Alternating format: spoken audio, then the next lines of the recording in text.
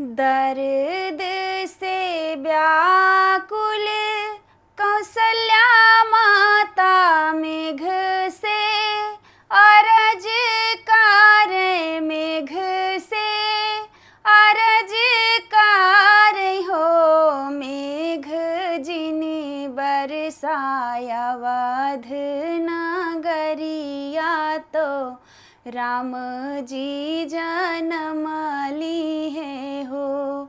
मेघ जिनि बरसाया अवध नगरिया, तो राम जी जन्म ली है हो। के कर भीजे चुनरिया, तो के कर पियरिया, तो के कर पियरिया हो। रामा के कर भीजे सिर के मुकुटवा, तो राम जी जन्म ली है हो।